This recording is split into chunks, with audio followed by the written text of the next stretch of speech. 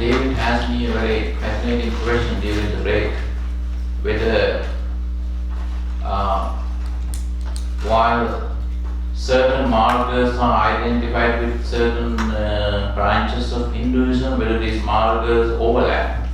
Yes, because even though Vishnu followers basically practice bhakti marga, the path of devotion, and that it doesn't mean that that is the only marga that they practice. There could be some Vishnu worshippers practicing so the karma marga, jnana marga, like in any religion. So, for example, when it comes to Christianity, Catholics are the best saint worshippers, and whereas they worship saints, they have different patron saints. But that, and at the same time, I have come across Jesuits. Jesuits are intellectuals, but I know some Jesuit friends from Boston. I think Boston College is dedicated to Jesuits, yeah. So that, and then there I have come across some good meditators, some saint worshippers within Jesuit, branch of Christianity. So that's why it always is overlapping. In Buddhism too, I noticed that. So while some monks are full-time meditators, some monks are only social workers, they only meditate a little bit. Even though when you think that every monk is a meditator, not really. So it's called overlapping. Where there could be these margas are identified with certain branches of Hinduism, but they overlap. I wonder if I explained the term moksha the last time in one of our previous classes. Moksha and nirvana. Moksha is release. You release yourself from what? From samsara, from sufferings. Moksha. And there's theological question that arises there now. Brahman created you, right? And he created you, and so that once created, you are responsible for your existence, meaning samsara, and make sure that you don't get stuck anywhere in samsara. Make sure that you release yourself at the right time. That is moksha. Otherwise you can go back. Moksha is not that easy in Hinduism. Even though there's no automatic return, there's no automatic return to Brahman. Because why? Because during your samsaric journey, your Atman gets adulterated, defiled, adulterated by your own behavior.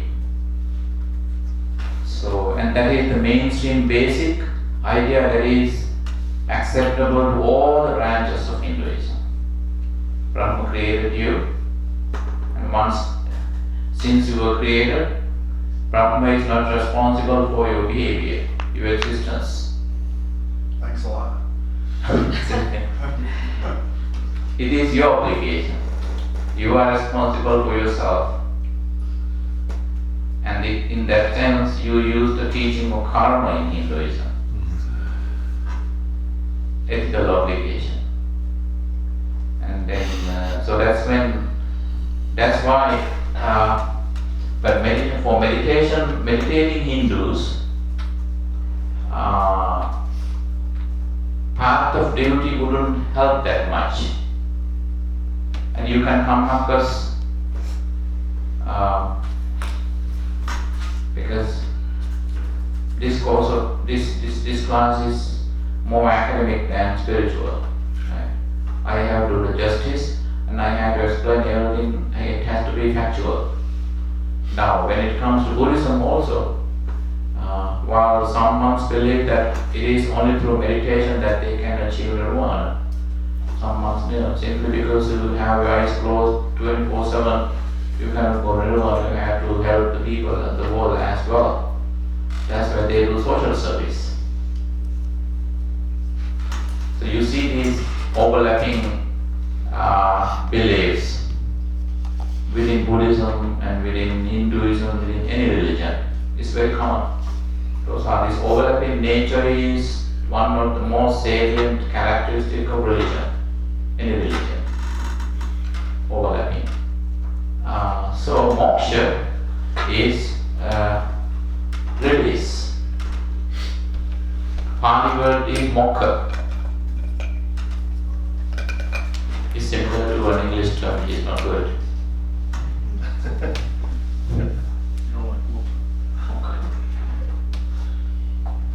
You get mocked by yourself, right? We get. Moksha is Pali word is moksha. Moksha. Release. Then you release yourself from samsara. Another Hindu term. Hindus also translate samsara as bondage, bondage. Because once you, upon your creation, you came to the world and there's a bond between you and where you are. That is why you find it extremely difficult to live where you are right now. That's why you come back instead of going back. But you are supposed to go back to Brahman. But in Buddhism, always the theistic part is removed, ignored, and then in Buddhism it's called bhava tanha, desire to come back.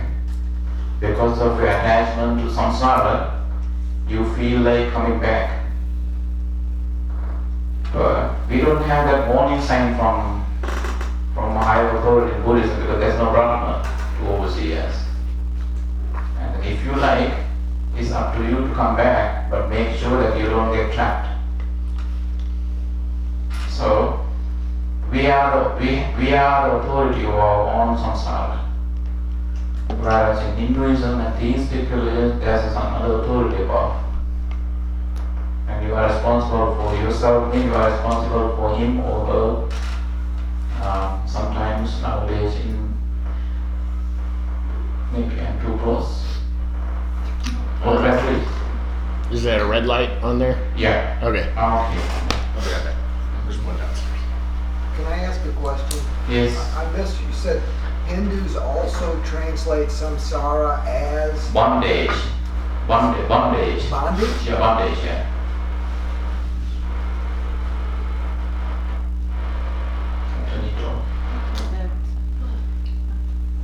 Bondage. Samsara. In fact, the English word bond comes from Sanskrit word bandhana. Bandhana means to tie together. You are tied together. Bond, bandhana. Is it Bandha in Pali? Bandhana, yeah, in Pali. Bandhana. Because as I mentioned many times, Pali, English is an Indo-European language. So it comes from India first, Indo-European. So this is why German and English scholars, linguists, if there's something that they learn, eventually at the last there is Sanskrit.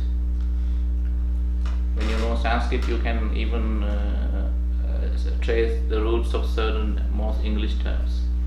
So bandhana is bond. So I'm getting tape, right? I have to wait then. Is Sanskrit like the only root language or like seed language? Or are there It's the other same ones? language, yeah. Yeah. Yeah. That's why Hindus boast about Sanskrit being the primordial language. It's the primordial language. It is the language that God speaks. That's why Hindus say Om. Right? Om. That is called, now Hindus have a linguistic philosophy. That is called sonic theology. Sonic means sound. It's based on Om. Because Hindus in meditation early morning, the sun worshippers, Om. And then they always say that's the primordial sound. The first cosmic sound that was created by God is Om. And Tibetan Buddhists got that too. Om Mani Padme Hum. Right? Om Mani Padme Hum. I have that on my phone. I just play that at night because it puts me asleep. Like it's kind of resonating. So Om Mani Padme Hum. Om is the primordial sound. So all the language, Sanskrit is the seed language, the root language. It comes from the primordial sound, Om. That is the first sound in the universe. So then, release. So Brahma created you, and then upon creation, and then he would see you, but not directly by him actually, through other gods like Vishnu, Shiva, and then the more earthly it is, there are the minor gods, 33 million, like as you mentioned in Chinese religion. There are different the statues of different deities are spread in different corners in the building. They are more earthly gods, deities. But according to anthropologists, according to anthropology of religion, all different gods, different deities represent different aspects of human action. So first we understood our action, and then we would imagine in order for us to have control our own action, and we would in our head we would appoint certain gods, and then they would pray to them to help us to do the right action. So that's why sometimes some scholars say that just like God, God created man in His image, at the same time, so that those who hate religion, excluding me. Right? I'm not saying this. I'm just quoting someone else as saying. Right? And those who hate religion, they would say that otherwise. So man created God in His image, not God created man in His image. I always come back to sometimes when I go to interfaith dialogue, sometimes secular people also come. Sometimes they come and they talk against all the other interfaith people. That's their purpose. Then I said, okay, at times I need to stop them. I would say, okay, thank you for your contribution, but this is not a no-faith dialogue. This is an interfaith dialogue. So that I just laugh them off. So that's how what they see. But when you see this universal parallel between any theistic religions, now let's see now when it comes to this path, whatever, this karma, bhakti, whichever, so that there could be Vaishnava followers practicing. Basically, most of them they practice bhakti marga, path to devotion. Well, that doesn't mean that that's the only path that Vishnu worshippers practice. There could be some who practice karma marga, jnana marga. So then nirvana, we already studied that, explained that term many times. Nirvana. Nirvana is craving. Nir means not. You see the connection between moksha and nirvana too.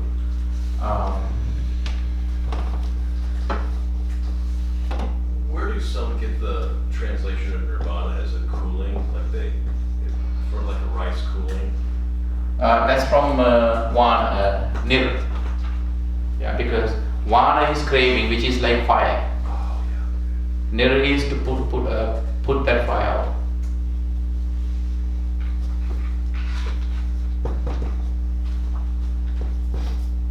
So vana is craving, and nir is not. There's no more craving. See the connection between the two terms. Moksha, you release. What traps us in the samsara, in the Buddhist sense, is our cravings. Our cravings trap us in the samsara, so that we find it difficult to leave samsara. Because of vana, we stay, we get stuck. In case you are determined to, in case you give up on vana, cravings, attachments, there's only one way to give up on your attachments. You adopt a good kind of attachment. What is that? You know already. I'm just giving you a clue. Attachment to what? Meditation. Yes, one more, another word. Path.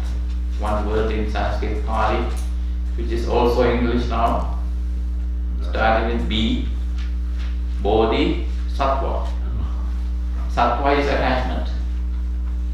We are all, I represent attachment, but I give up on craving, Krishna, Tanha, but I still need to attach to something, otherwise there's nothing to practice.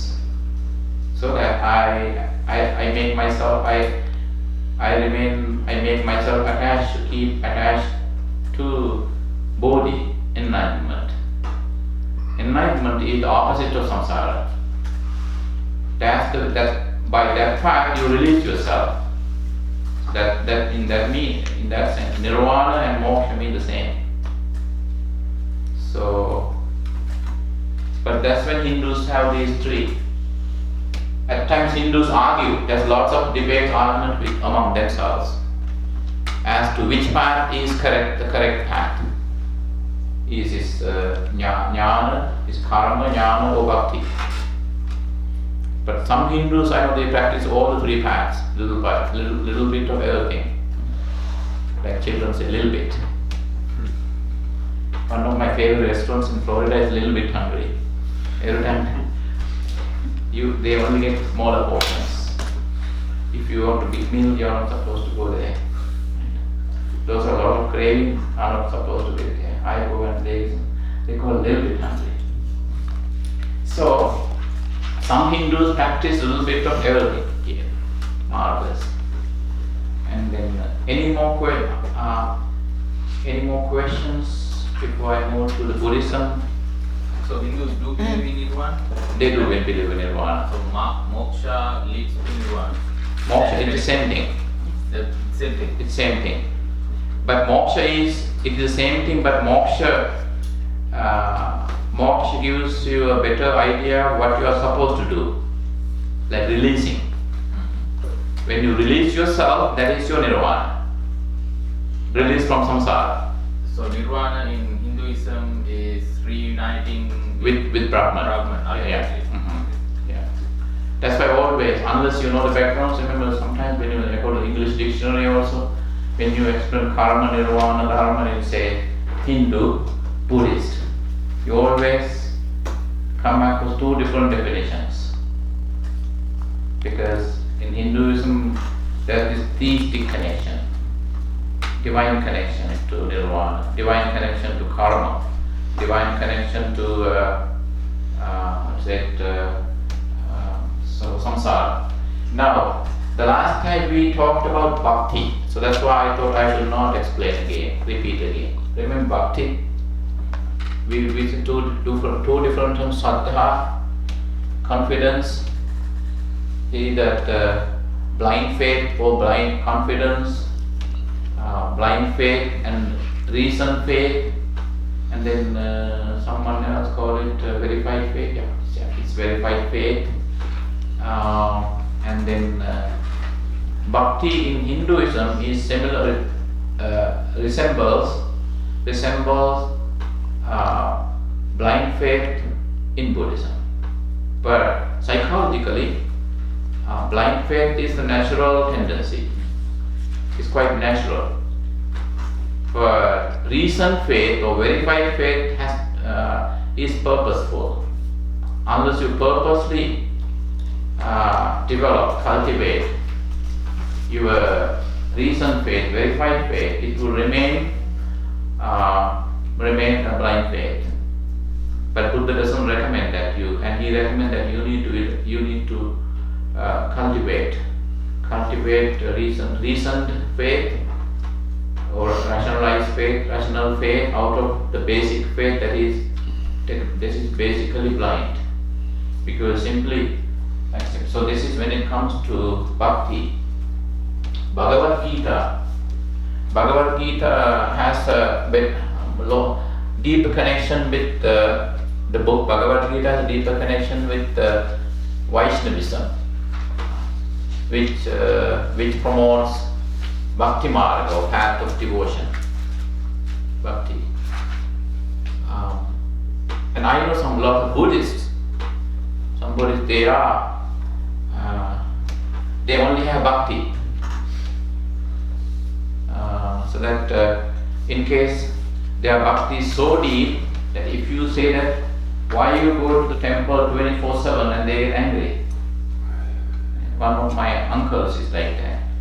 I'm not using anyone else as an example. Maybe I have a right to mention my own king. So, and then he spends his time always, day and night in the temple. The only thing he does is he lights oil lamps, that's it. He never listens to sermons, nothing. Then I asked him, okay, one day, why not read some books? Why not listen to some talks by monks and nuns or lay scholars and people? No, I don't want. I light candles for the Buddha, that's it, sadhu, that's it, amen. That's all. That's how it is. You can't put the blame on. That's how we are, because there are different approaches. And Buddha also in a way approved that too. He said there are different ways. See, when it comes to bodhisattva path, there are three kinds of bodhisattvas that we come up in the Pali Buddhism. There are devotion bodhisattvas, that is sattva, energy bodhisattvas, second, and the third one, wisdom bodhisattvas. Gautama was a wisdom bodhisattva. Maitreya started his bodhisattva path long before Gautama did. But Gautama got enlightened, and then he could move himself to the front on the line, in the line, because he's a wisdom bodhisattva. And when I did some research on these three types of bodhisattvas, once again the list is devotion bodhisattvas, second one, energy bodhisattva, that means your dedication. Bodhisattvas of devotion, bodhisattvas of dedication, forbearance actually, forbearance or energy. Third one, bodhisattvas of wisdom. Because I have noticed my own people in my congregation in Sri Lanka, I noticed that. Because I noticed that some people observing precepts overnight on the full moon. Some are busy with cleaning coconut oil lamps and filling the lamps again, and then put in a new wick. They do that overnight. They are out of sattva, they are devotion. Whereas some, they only meditate, no candle burning, no nothing. They meditate overnight. They are more into wisdom.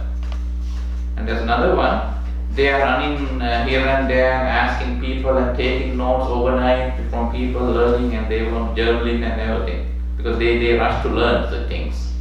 They are called energy, forbearance. They are not a simple categorization of these bodhisattvas. In general, that's how people are. There are three types of spiritual people. I don't know how it got into later. later Buddhist literature. Somehow, I don't know the source. Somehow we come up with these three. And in there's saying in Sinhalese, in Sri Lanka, Gautama was a fast track Buddha. Ikmam Budum Buduna. Gautama was a fast track Buddha because his mode of bodhisattva path was wisdom. There are three modes: wisdom mode, devotion mode, forbearance mode or energy mode. That doesn't mean that that devotion bodhisattvas don't practice wisdom. They all do, but what they do mainly is whatever they are identified with. So, and in Hinduism too, and it's common to any religion. In Catholicism also, I know some Catholics, they hardly do prayer, they hardly go to church, and they read the Bible all the time and the commentaries, biblical commentaries, and all that, right? And then some frequent the church, attend prayers always, so that some are like mystics. The only thing they do is meditation, counting rosary. That's why it's universal, three universal types of spiritual people. But interestingly, I came up with these three in Sri Lankan literature, the three types of bodhisattvas. But as I was looking into other non-Buddhist literature, then I noticed those three types in there too. Probably when you can think about yourself too. At times, we switch our mode. There are some people who meditate for like 2 months, and they are nowhere to be found around the temple for many months to go, and then when they come back, where you go? Well, I didn't want to come to temple, no Buddha, nothing, I was traveling. And then again you find them, no news, and then his wife would say, okay, he would hardly come out, day and night he meditates. So that's what this is overlapping again. Are there any known for balancing all three? Trying to keep a balance of all three? Actually, that's what for the simple reason Buddha introduced the Four Noble Eightfold Path. That is where you balance. It's almost supernatural. When I'm supposed to start the next step, and somebody would ask a question pertaining to that, the next step. Right? So now, path in Buddhism, as we know, there's no vertical connection with salvation. Salvation doesn't have vertical connection, cosmic connection with any higher power force, and everything is simply internalized. Now, and you all know this Noble Eightfold Path. So, what is the Four Noble Truths? Interestingly, in Buddhist literature, more space is reserved for discussions on Noble Eightfold Path rather than Four Noble Truths, because Four Noble Truths is part of the Noble Eightfold Path is part of the Four Noble Truths. What is the Four Noble? That was one of our first lessons.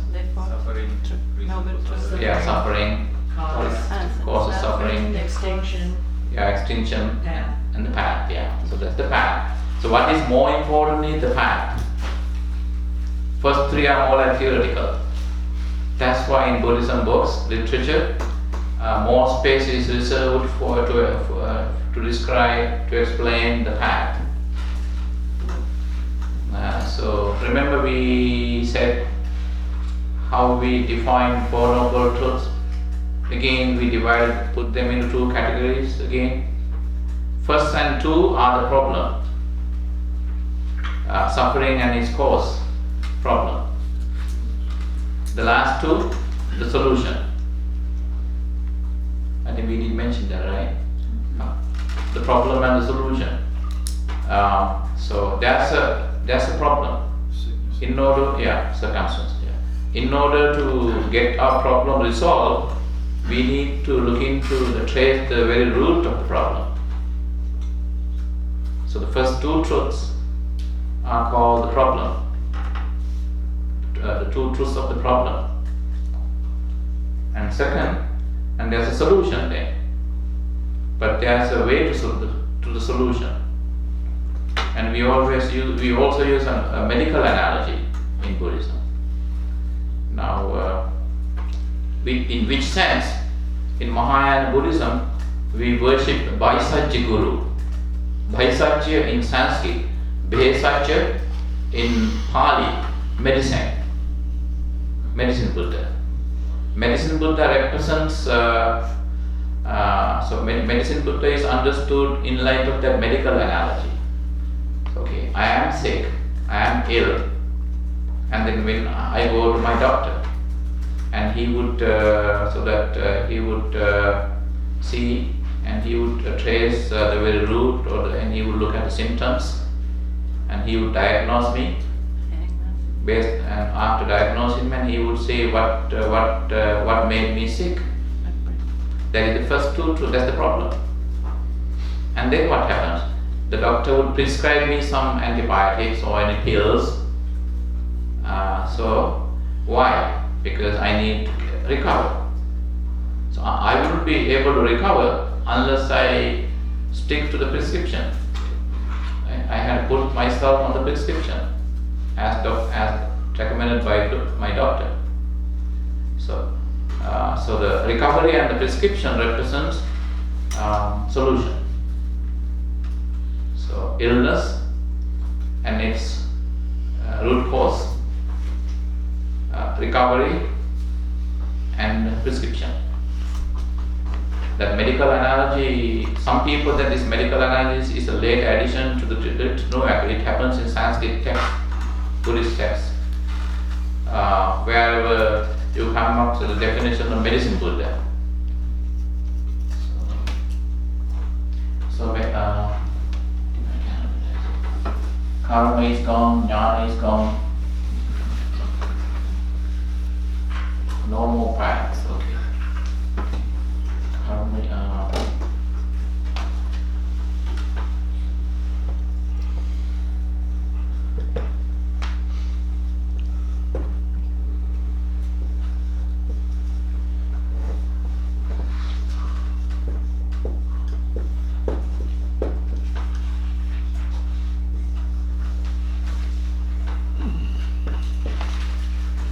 Bhesajya Guru. Bhesajya is Sanskrit, Bhesajya is Pali.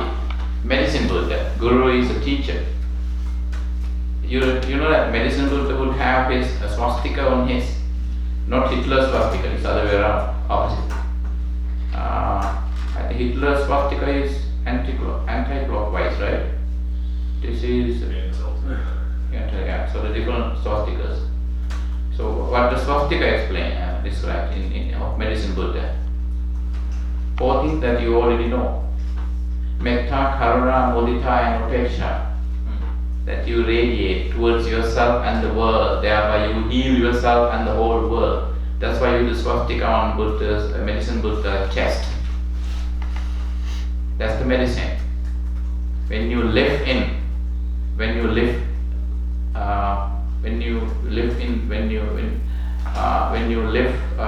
based on when your life is, when you live off these 4 Brahmaviharas as we discussed yesterday, you will never get ill. And you also heal the world. You heal yourself and you heal the world. That is how this concept of Vaisajya Guru, medicine Buddha is. My younger brother got medicine Buddha statue made of jade, blue jade from Burma. And he loves that.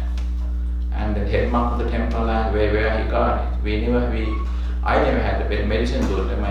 One of my Chinese friends gave me. And he uses it for meditation. He says swastika here. And he says metta, karuna, mudita, upeksha. First to myself, then to the whole world. thank the Buddha for asking me to do that. That's meditation on Vaisajya Guru. See all these connections. I'm trying my best to see that this missing link among Buddhism and other religions and within different denominations within Buddhism. Right? Because of the cultural reinforcement, because of the cultural assimilation, we very often find it difficult to see the interconnection between different schools of Buddhism. So then the first one is Samma Ditti. Ditti is view, right view. So the Encyclopedia Britannica translates Samma not as right but as correct. According to Encyclopedia Britannica, is the correct view. But usually in ethical terms we use right and wrong, correct and incorrect. According to the Encyclopedia Britannica is the correct view. It's good to say. I mean, always British Encyclopedia Britannica tries to come up with different terms always. It's very different. So, right view in terms of, remember this monastery also has another organization, right? RMT, Right Mindfulness Academy. Okay. Later. So that you have no excuse for failing to practice number 7 because you are here. Just here. Then I also have to. So Samma Ditti. Now, why would you use the term view, right view? Because so the right view implies that there's a wrong view. That's the implication. Right? What is the wrong view? And the right view represents the turning point that Buddha marked in the Indian religious history. He rejected 62 religious views that were in place by the time he appeared. Right view. Whenever he said that view means whatever. There are 3 views we talked about the last time: determinism, fatalism, determinism, and non-actionism. Remember the 3 types of religions: determinism, fatalism, determinism, and non-actionism. What is determinism? That everything is determined by itself. It's more like a naturalist idea. It's like a naturalism. Whereas the second one, fatalism, looks like naturalistic, but it is theistic. Because everything is governed by God, by a higher power. So that is where faith comes from. Faith is a vertical force. So it comes from God. That is fatalism. And there's another, how to say, anti-ethical, anti-moral kind of religious view called non-actionism, Akiriyavada. Remember the story that the teacher said, and according to his teaching, Purnakassapa. And Purnakassapa taught non-actionism. Remember, you travel with a weapon in your hand, on all directions, killing whosoever comes your way, and finally you would have killed millions, and you wouldn't have committed any bad karma or any wrong, any violation, nothing. Why? Because there's no individual that you kill. Your weapon is a sword, it just pierces through the flesh. Nowadays, if it's a machine gun, the bullet just pierces through the flesh. And then in case, if there are non-actionists right now, and the police come and when they have to defend themselves in the court before the judge, they will say, I kill no one. I didn't kill anyone. I committed no crime. why do you put me in jail? That is what they would say. Because Buddha said, non-actionism is the biggest menace to society,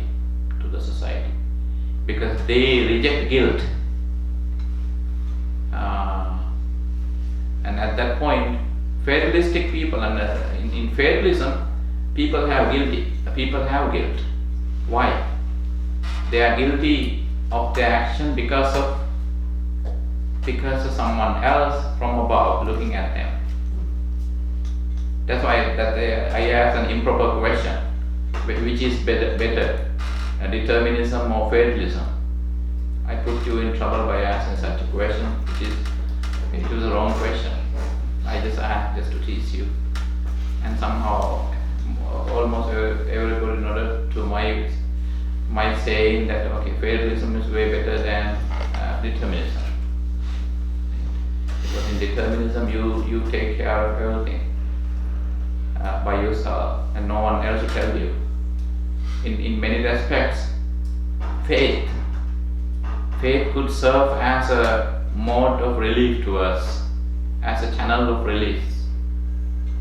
Because so that's why sooner or later, even some non-free thinkers I have come across some free towards the last few years of their life, and they think about their fragile health, when due to their loneliness, feeling left out, and they would at times think about.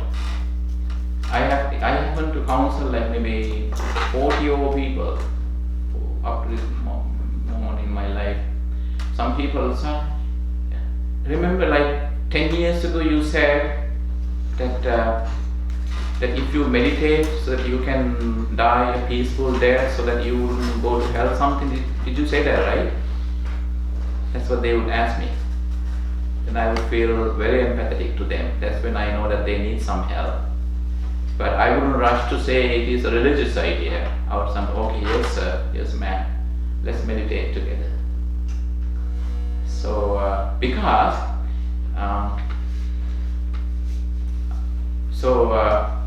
of our ancestral, how to say this, the transformation of our brain cells over millennia, everyone got these religious brain cells. I just touch upon that once again, because scientists believe in certain areas of our brain that governs our religious feelings, especially rescue feelings, they call it. Feelings of rescue. There should be something coming to my rescue.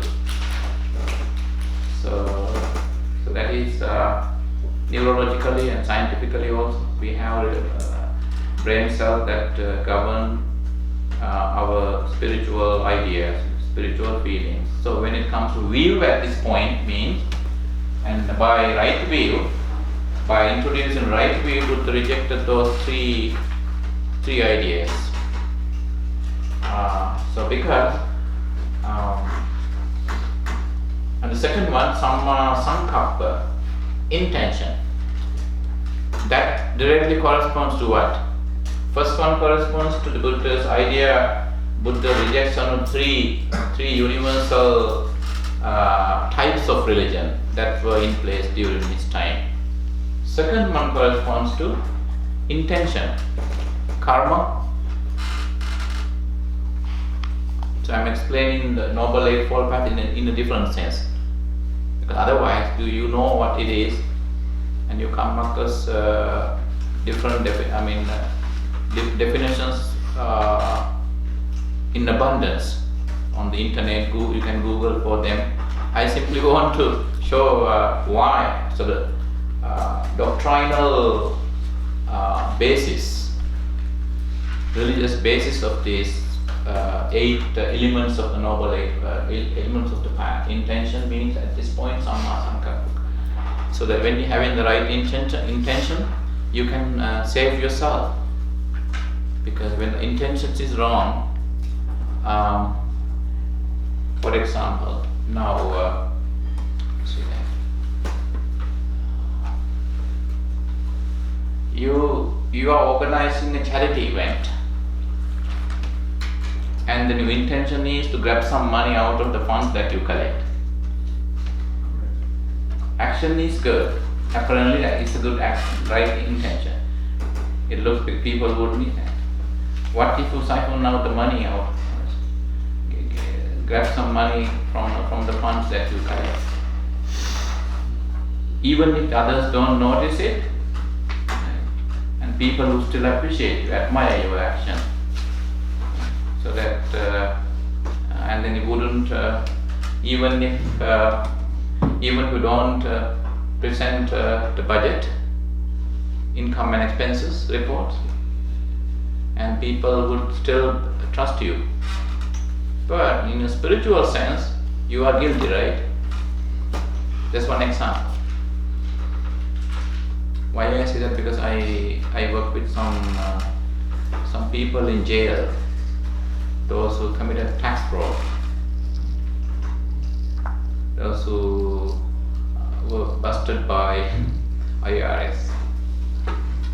So intention is always, and all these 8 elements of the path we have to practice in our daily life.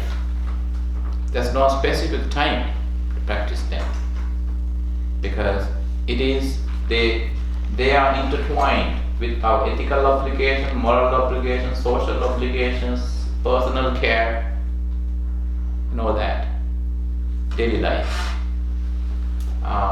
Unlike in devotionalism. In devotionalism, let's say in Buddhist devotionalism, okay, just like you go to church on Sunday and people go to temple on Sunday and maybe on full moon day and join the prayer session or chant some gathas or hymns or sutras,